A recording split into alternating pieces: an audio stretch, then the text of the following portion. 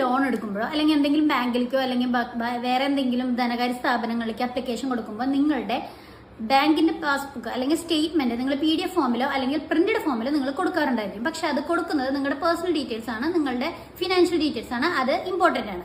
അതൊരിക്കലും ഇങ്ങനെ കൊടുക്കാൻ പാടില്ല. കാരണം അതിൽ നിന്ന് ഒരു സ്കാമോ അല്ലെങ്കിൽ എന്തെങ്കിലും അനാവശ്യമായിട്ട് ഉപയോഗങ്ങളോ ഉണ്ടാവാം. അതുകൊണ്ട് അതിന് പകരമായിട്ട് ഗവൺമെന്റ് ഇറക്കിയതാണ് അക്കൗണ്ട് അഗ്രിഗേറ്റർ എന്ന് പറയുന്ന ഒരു സ്കീം. അതായത് നമ്മുടെ പേഴ്സണൽ ഡീറ്റെയിൽസ് അല്ലാതെ ഫിനാൻസുമായിട്ട് ബന്ധപ്പെട്ട ഡീറ്റെയിൽസ് ഫുള്ള് വേറൊരു പാർട്ടിക്ക് വിത്ത് അവർ കൺസെന്റ്, നമ്മുടെ കൺസെന്റോട് കൂടി കൊടുക്കുന്ന ഒരു ആപ്ലിക്കേഷനാണ്. ആ ഒരു ഇതിലെന്താ പറയുന്നത് വെച്ചാൽ നമുക്ക് ഇത്ര നാളത്തേക്ക് ഇത്ര ഫ്രീക്വൻസി ടൈമിലേക്ക് ഈ ഒരു കാലത്തേക്ക് മാത്രമുള്ള സ്റ്റേറ്റ്മെന്റ്, നമ്മുടെ ഫിനാൻഷ്യൽ ഇടപാടുകൾ ഇതെല്ലാം അവർക്ക് കാണാൻ പറ്റും. പക്ഷെ അതൊരു എൻക്രിപ്റ്റഡ് ഫോമിലായിരിക്കും. കാരണം അവർക്ക് അത് പിന്നീട് ഷെയർ ചെയ്യാനോ അല്ലെങ്കിൽ അത് എഡിറ്റ് ചെയ്യാനോ അങ്ങനെ ഒന്നും യൂസ് ചെയ്യാൻ പറ്റില്ല.